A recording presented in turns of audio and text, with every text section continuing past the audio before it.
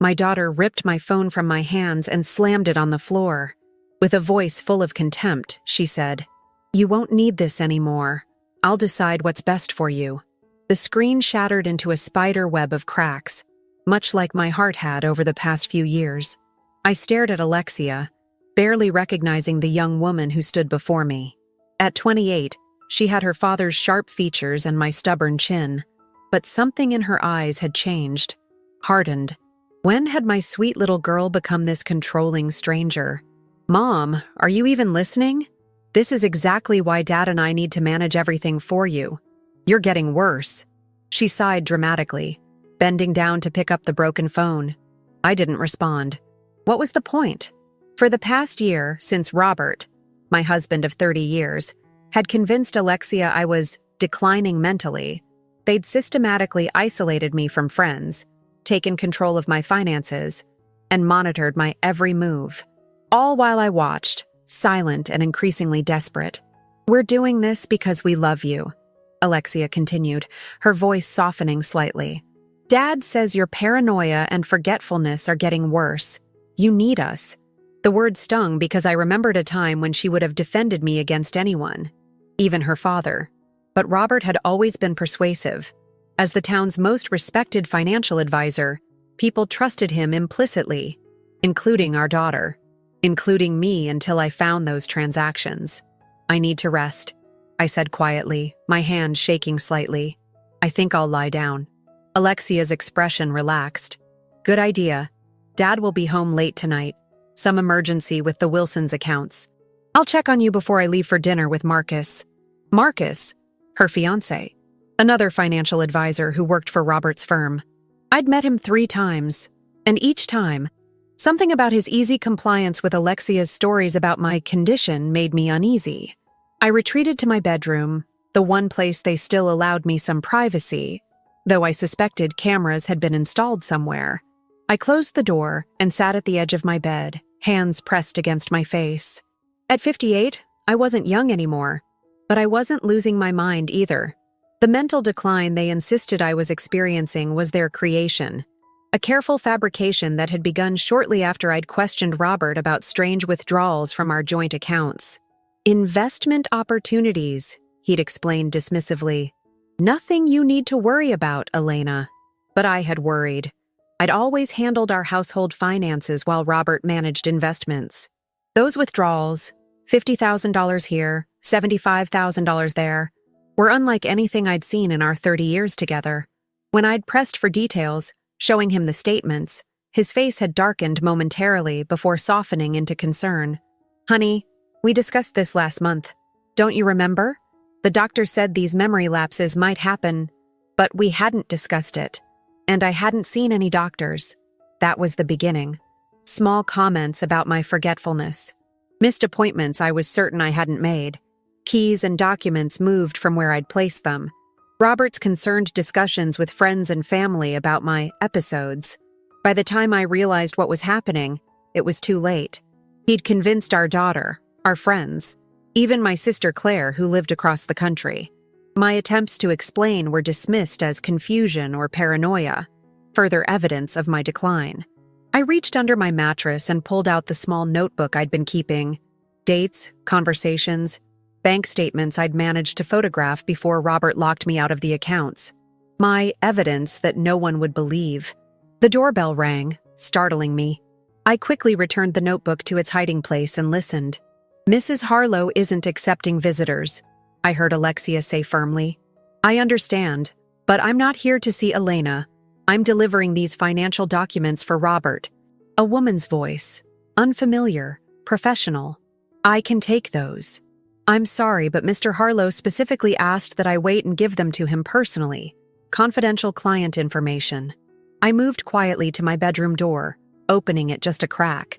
From the top of the stairs, I could see a tall woman in a crisp business suit standing at our front door, a leather portfolio tucked under her arm. "Well, he won't be home for hours," Alexia said, irritation creeping into her voice. "You'll have to come back tomorrow." The woman glanced at her watch. "I see. Perhaps I could leave my card then? I can reschedule." As she reached into her pocket, her eyes flicked upward. meeting mine through the narrow opening of my door. There was no change in her expression, but something in her gaze, a momentary sharpness, made me freeze. "Here you are," she said, handing Alexia a business card. "Please tell your father I'll be in touch." After Alexia closed the door, I retreated back to my bed, heart pounding. Something about that woman seemed oddly familiar, though I was certain we'd never met. 15 minutes later, I heard Alexia's footsteps approaching my door. "Mom, I'm heading out to meet Marcus. Dad should be home around 9. There's soup in the fridge if you get hungry." Her voice was gentler now, almost the daughter I remembered. "Thank you, sweetheart," I managed, hating the tremor in my voice that she would interpret as another sign of weakness. I listened as she descended the stairs, grabbed her keys, and left. The house fell silent, and for the first time in days, I was truly alone. I waited another 10 minutes before moving to my window, watching Alexia's car disappear down the street. Then I pulled out my emergency burner phone, purchased months ago during a rare unsupervised trip to the pharmacy, paid for with cash I'd been secretly saving from household money. I had one chance to get this right. Tomorrow, everything would change. My fingers shook as I typed out the text message I'd rehearsed countless times in my mind.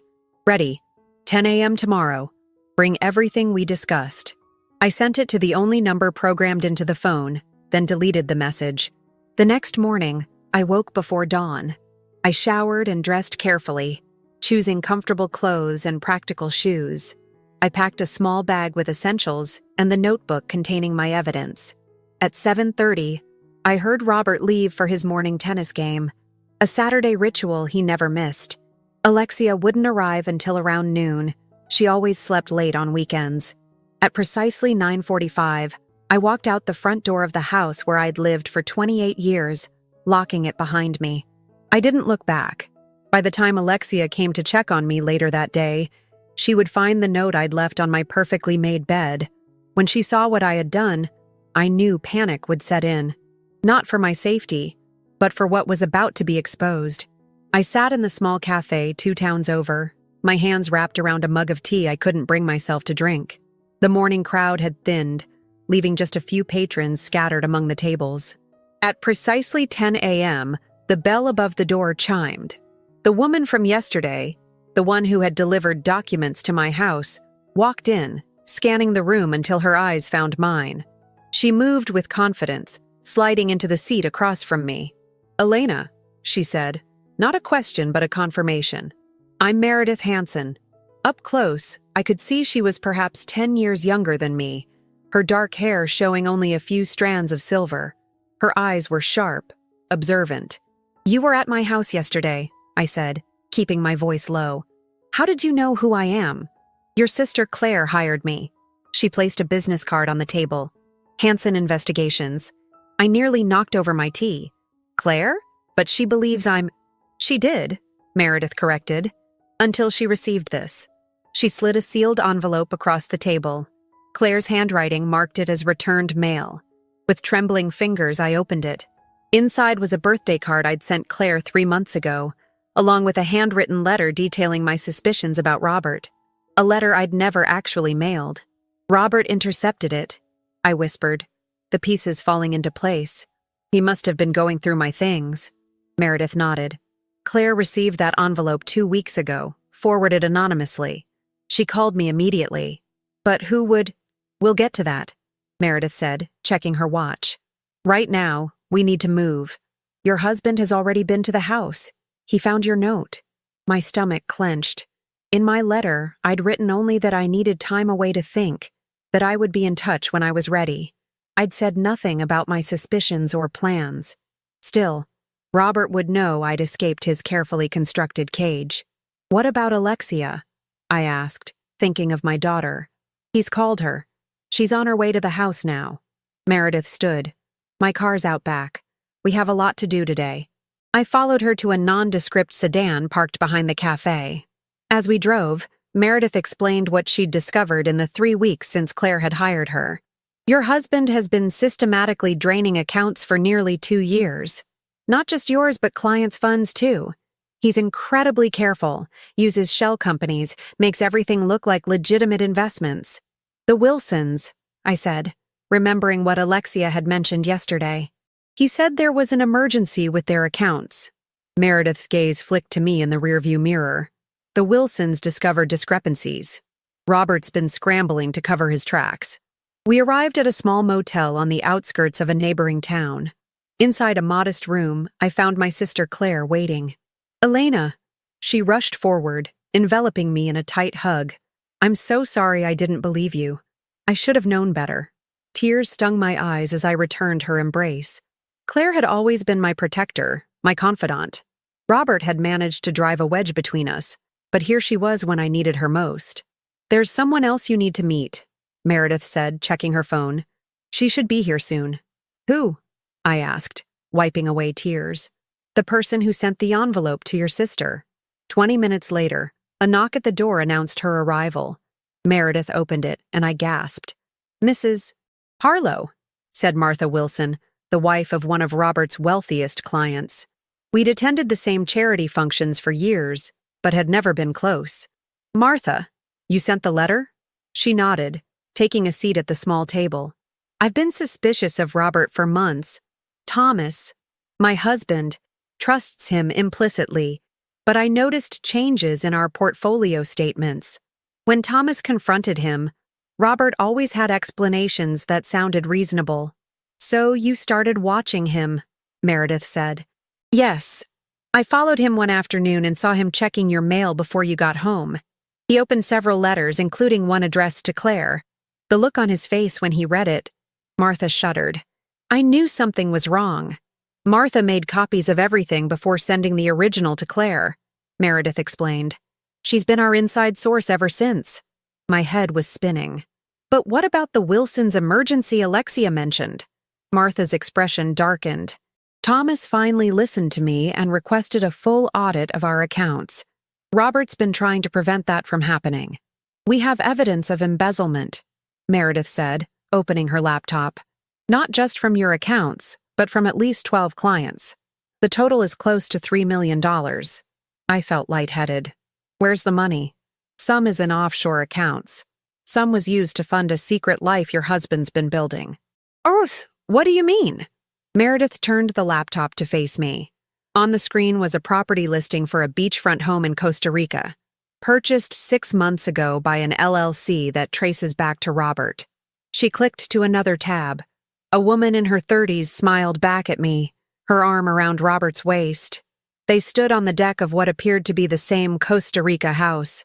"Her name is Vanessa Diaz," Meredith said gently. "They've been seeing each other for almost 3 years. The room tilted. 3 years.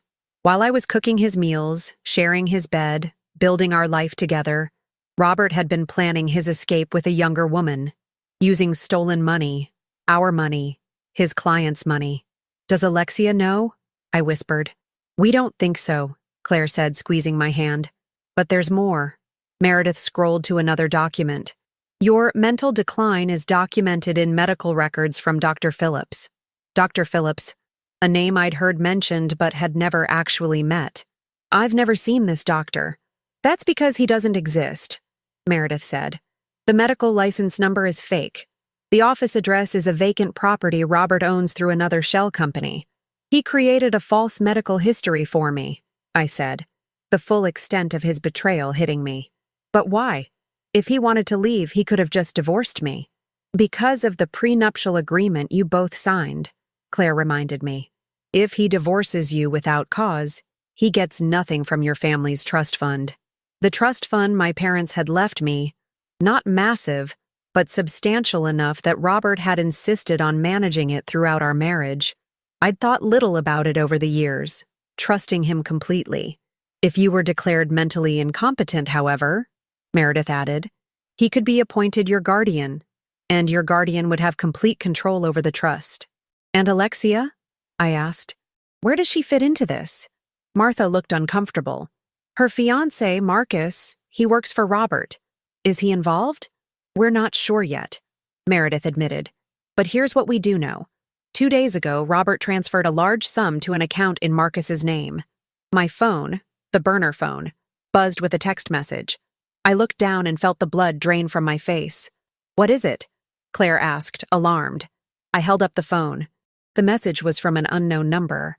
Mom, where are you? Dad found your note. He's frantic. Please come home. We just want to help you. Alexia, I whispered. She can't know about this phone, Meredith said sharply. How did she get the number?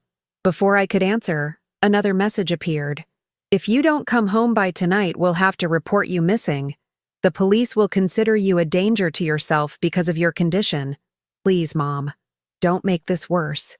I stared at the screen, realization dawning. Robert. It's not Alexia. It's Robert using her phone. He's threatening me. And letting us know he's still one step ahead, Meredith said grimly. The room fell silent as we all considered what this meant. Robert knew I had a secret phone. He was monitoring Alexia's communications. And now he was using my love for my daughter to try to lure me back. Martha was the first to speak. So what do we do now? Now, I said, finding strength in my anger. We set a trap of our own. The plan came together faster than I expected. Within hours, Meredith had arranged everything we needed, making calls to contacts whose identities she kept confidential. Claire and Martha worked alongside her, each bringing their own strengths to our improvised war room. I watched them with a mixture of gratitude and disbelief. 3 days ago, I'd been a prisoner in my own home. Now I had allies, strong, capable women fighting for me. You need to respond to Robert's text, Meredith said, handing me back my burner phone. We need to buy time. I composed a careful message. I'm safe. Need space to think. Please don't involve police. We'll call tomorrow. Perfect. Meredith nodded. Vague enough to keep him guessing, but reassuring enough that he won't panic and do something rash. What if he traces the phone? Claire asked.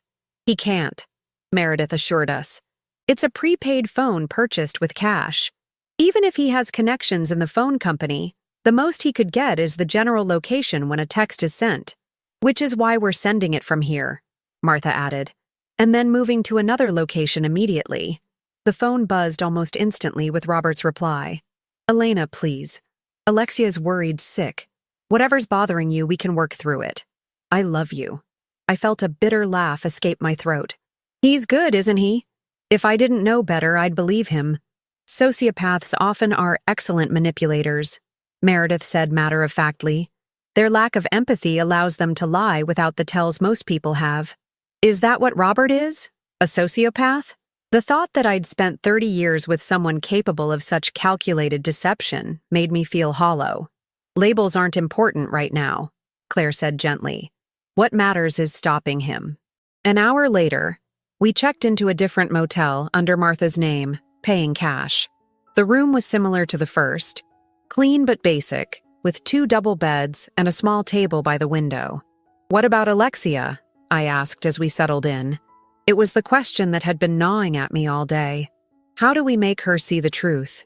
That's going to be the most difficult part, Meredith admitted. She genuinely believes her father's story about your mental health. Direct confrontation likely won't work. She'll just see it as confirmation of your paranoia. We need evidence she can't dismiss, Martha suggested. Something so irrefutable that even Robert can't explain it away. The medical records, I said suddenly. Dr. Phillips doesn't exist, right? If we can show Alexia that the doctor diagnosing me isn't real, it's a start, Meredith agreed. But Robert could claim you're seeing a different doctor, or that you're confused about the name.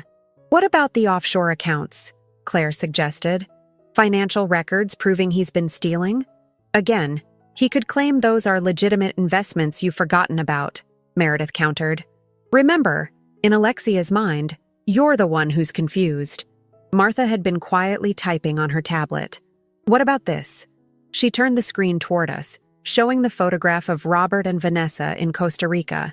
Infidelity is harder to explain away, but easier to forgive, I said quietly. If it comes down to believing her father is unfaithful or her mother is mentally ill, which is easier for Alexia to accept? The room fell silent as we considered the problem. I think we're approaching this wrong, Meredith finally said. We shouldn't be trying to convince Alexia directly. We need to create a situation where she discovers the truth herself. How? I asked. By using Robert's playbook against him. Meredith smiled grimly. He's been gaslighting you for months, making you question your own sanity. What if we turn the tables? Over the next few hours, our plan took shape. It was risky, with multiple moving parts. But if it worked, Robert would be exposed not just to Alexia, but to everyone who mattered. That night, I barely slept, my mind racing with everything I'd learned and everything still to come. Around 3 a.m., I slipped out of bed and sat by the window, watching the occasional car pass on the highway. "Can't sleep?" Claire whispered, joining me. "I keep thinking about all the signs I missed," I admitted. "How could I have been so blind?" Claire squeezed my hand. "Because you loved him. Because you trusted him. That's not a weakness, Elena. It's what makes you human. I let him isolate me from everyone, even you. And now we're fixing that." She looked at me intently. "You're not alone anymore. Whatever happens, remember that." Morning came too quickly. Meredith arrived at 7 a.m. with coffee and pastries, along with a middle-aged man she introduced as Detective James Fowler. "James is an old friend," she explained. "He works in financial crimes." The detective nodded at me. "Mrs. Harlow, Meredith's filled me in. What your husband is doing crosses several legal boundaries. Embezzlement, fraud, identity theft with those fake medical records. But we need solid evidence," I said. "Yes, and we need to move carefully. If Robert suspects law enforcement involvement, he could transfer the remaining funds somewhere untraceable. Which is why today's meeting is so important," Meredith added. "Are you ready?" I nodded, though my stomach was in knots. At 10 a.m., I would meet Robert at a public park. My suggestion, sent via text late last night. He'd agreed immediately, clearly relieved I was willing to talk. Little did he know what I had planned. 2 hours later, I sat on a bench near the park's central fountain, exactly where I'd told Robert to meet me. Meredith and Detective Fowler were positioned nearby, pretending to be a couple enjoying the morning. Claire and Martha waited in a car at the park entrance. I spotted Robert before he saw me. He was scanning the area, his customary confidence evident in his stride. When his eyes finally found me, relief washed over his features. "Elena," he said, approaching cautiously. "Thank God you're all right." I remained seated, my hands folded in my lap. "Hello, Robert." He sat beside me, leaving a respectful distance between us. "You had us worried sick. Alexia's been beside herself." "Has she?" I asked mildly. "Or have you told her she should be worried?" His expression flickered briefly before settling back into concerned husband mode. "I don't understand. Why did you leave like that? If something's bothering you, we can talk about it." "That's what I'm doing now," I said. "Talking about what's bothering me." I opened my purse and removed a manila envelope, placing it between us on the bench. Robert's eyes fixed on it, a hint of wariness crossing his face. "What's this?" "Evidence." I met his gaze steadily. "Of everything you've been doing." The mask slipped for just a moment. A flash of anger, quickly controlled. "Elena, you're confused. This is exactly why Alexia and I are concerned. Costa Rica is beautiful this time of year, isn't it?" I interrupted. "Especially that beachfront property you purchased 6 months ago. The one you visit with Vanessa." Robert went very still. "I don't know what you're talking about." "I think you do." I nudged the envelope toward him. "It's all in there. The property records, the transfers from client accounts, the fake medical records for Dr. Phillips, a doctor who doesn't exist. Who's been filling your head with these delusions?" His voice had hardened. "Is it Claire? I know she's always been jealous of our relationship." "Stop." My voice was quieter than I intended, but it cut through his words like a knife. "It's over, Robert. The lies, the manipulation, all of it. I know everything." His expression changed then, calculation replacing concern. He glanced around the park, then leaned closer. "What exactly do you want, Elena? Money? A divorce? Name your price." "I want my daughter back," I said simply. "I want her to know the truth." Robert laughed, a cold sound that sent shivers down my spine. "Alexia believes what I tell her to believe. She thinks her mother is losing her mind. Who do you think she'll trust? The father who's been taking care of both of you, or the unstable woman who disappeared without warning? Let's find out, I said, reaching back into my purse. I pulled out my phone, not the burner, but a new one Meredith had provided. I pressed a button, and Robert's voice filled the space between us. Alexia believes what I tell her to believe. She thinks her mother is losing her mind. As the recording continued, a figure stepped out from behind a nearby tree. Alexia stood frozen, her face pale as she listened to her father's words in his own voice. Robert's eyes widened in genuine shock. Alexia? What are you doing here? She didn't answer him. Instead, she looked at me, tears streaming down her face. Mom? Her voice broke on the word. Is it true? Everything you've been saying? Before I could respond, Robert was on his feet. Don't listen to her. This is exactly what I warned you about. She's manipulating you, using edited recordings to turn you against me. Is Dr. Phillips real? Alexia demanded, her voice stronger now. The doctor you said diagnosed Mom. Does he exist? Of course he exists. She's seen him multiple times. Then why? Alexia said, pulling out a piece of paper from her jacket. When I called the medical board this morning, did they tell me there's no Dr. Phillips with that license number in the entire state? Robert's face contorted with rage, then quickly smoothed into a mask of paternal concern. It was fascinating and terrifying to witness his transformation, like watching an actor switch characters mid-scene. Alexia, honey, he said, his voice soft and reasonable.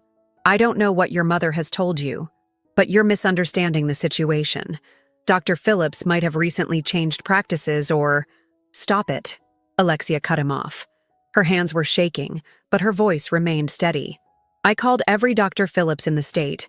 None of them have ever treated Mom. The address you gave me for his office? It's an empty storefront.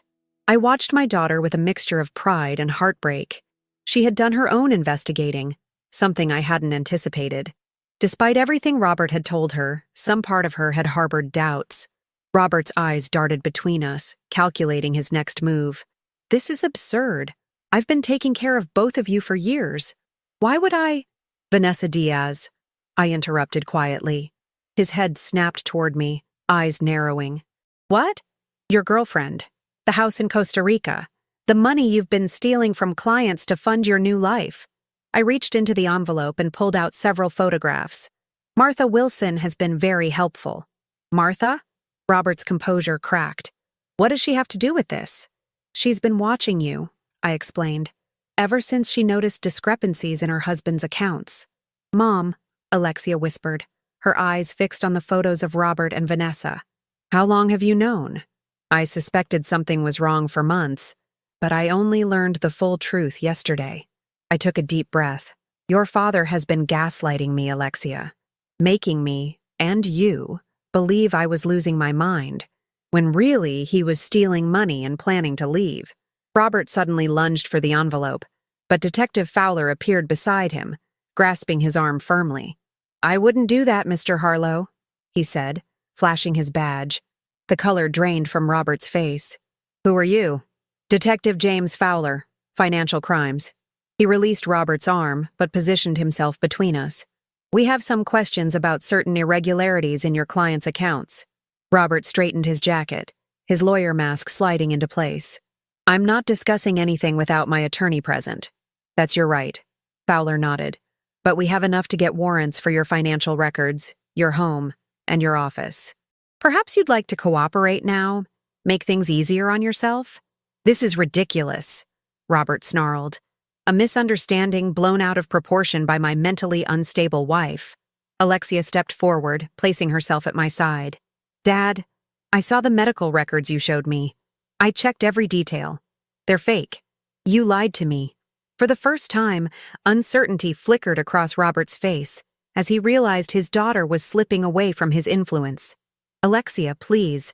Everything I've done for us, for our future. By stealing? She demanded. By lying? By making me think my own mother was going crazy? You don't understand, he said desperately. Your mother's family money is tied up in that trust. I had to— Had to what? I asked quietly. Convince everyone I was incompetent so you could control my inheritance while running off with your girlfriend? Meredith approached, standing beside Detective Fowler. Mr. Harlow, we've been building a case against you for weeks. We have documentation of transfers from client accounts to offshore entities you control. We have evidence of the falsified medical records. And as of this morning, we have testimony from Vanessa Diaz herself. Robert's head jerked up. What? She's been very cooperative, Meredith continued, especially after learning you've been embezzling money. She thought you were wealthy from legitimate business. You got to Vanessa? His voice was barely audible. Costa Rican authorities picked her up this morning, Detective Fowler said. Seems she was quite surprised to learn about your existing family arrangements. Robert's shoulders slumped momentarily before he straightened again, his eyes calculating. Whatever you think you have, it won't hold up. I'm not saying another word without my lawyer. That's fine, Fowler said, nodding to a uniformed officer who was approaching. Robert Harlow, you're under arrest for suspicion of fraud, embezzlement, and identity theft. You have the right to remain silent. As the officer led Robert away, I turned to find Alexia staring at me, her expression a mixture of confusion, pain, and dawning horror. Mom, I'm so sorry, she whispered, tears streaming down her face. I believed him. I helped him control you. Her voice broke on a sob. I pulled her into my arms, holding her as she cried against my shoulder. You didn't know, sweetheart. He manipulated both of us. But I should have seen it. The way he was so insistent about managing your medication, about keeping you isolated for your own good. I was so stupid. No, I said firmly, drawing back to look into her eyes. You trusted your father. That's what daughters do. But you also started questioning things, didn't you? You checked on Dr. Phillips yourself. She nodded, wiping her eyes. Marcus told me I should trust Dad completely, that questioning the doctor would just upset you unnecessarily. But something felt wrong. She paused, her expression hardening. Marcus? Did he know? Was he part of this? We're not sure yet, I admitted. But Detective Fowler will be looking into that too. Claire and Martha approached us cautiously. Alexia looked surprised to see my sister. Aunt Claire? What are you doing here? Helping your mom, Claire said simply, giving Alexia a gentle hug. And this is Martha Wilson. She's been instrumental in uncovering what your father was doing. Alexia stared at Martha with dawning recognition. Mrs. Wilson, you and Mr. Wilson were at our house for dinner last month. Martha nodded. That's when I became certain something was wrong. I saw how your father treated your mother, the constant corrections, the little comments undermining her. It reminded me of my first husband. She touched Alexia's arm gently. Abusers don't always use their fists, dear. Alexia flinched at the word abuser, but didn't contradict it. What happens now? She asked instead. Now we go home, I said firmly. We reclaim our lives.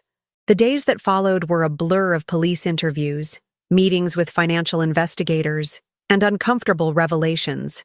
Marcus, it turned out, had indeed been aware of at least some of Robert's schemes. The money transferred to his account was intended as a handling fee for helping maintain the fiction of my mental decline. Alexia was devastated. I was engaged to someone who was helping Dad gaslight you, she said one evening as we sat in the living room of our home. A home that felt both familiar and strange after everything that had happened. He manipulated you too, I reminded her, though I couldn't help the anger that surged when I thought of how Marcus had encouraged her to doubt me, to report my every word and action to Robert. I've been such a fool, she whispered. We both were, I admitted, but now we know better. A week after Robert's arrest, Alexia moved back home temporarily to help me sort through the financial mess he'd left behind. With Meredith and Detective Fowler's help, we were gradually untangling Robert's web of deceit. Some of the money had been recovered, though much was still missing. There's something I need to show you, Alexia said one afternoon, her expression serious. She led me to her father's home office, a room I'd been avoiding. From a hidden compartment in his desk drawer, she pulled out a small black notebook. I found this yesterday, she explained, placing it in my hands. I think you should see it. I opened the notebook, my blood running cold as I read the first page. In Robert's precise handwriting was a detailed list. Elena's behaviors to document: forgetfulness, move keys, wallet, phone regularly; confusion, change plans without telling her, then act concerned when she's unaware; paranoia, mention conversations that never happened. Each page that followed contained dated entries, a meticulous record of how he'd systematically gaslighted me for months. The final pages held something even more chilling: a timeline for having me declared legally incompetent, with Alexia named as co-guardian alongside Robert. The last entry was dated just 3 days before I'd left. A, fully committed to the plan. Appointment with Judge Morris scheduled for next month. E, showing increasing signs of distress. Perfect timing. After guardianship secured, Phase 2 begins. I closed the notebook, my hands trembling not with fear now, but with anger. "What was Phase 2? Alexia asked quietly. I looked up at my daughter, seeing the guilt and pain etched in her features. She had been a pawn in Robert's game, just as I had. "I don't know," I said truthfully, "but I think we need to find out." 6 months after Robert's arrest, I sat in the courthouse waiting room, smoothing my hands over the fabric of my new dress. The preliminary hearings had dragged on for months, but today would bring closure. Robert's plea deal was being finalized. "Nervous?" Alexia asked, taking the seat beside me. She looked professional and poised in her tailored suit, though I could see the tension in her shoulders. "A little," I admitted, "but ready for this to be over." Detective Fowler approached us, his expression serious but satisfied. "Mrs. Harlow, Alexia, the judge has accepted the plea agreement. Your husband will serve 7 years for fraud and embezzlement, with additional time for identity theft and falsifying medical records." Relief washed over me. "Thank you, Detective, for everything." "You did the hard part," he said with a gentle smile. Standing up to him took real courage. After he left, Alexia squeezed my hand.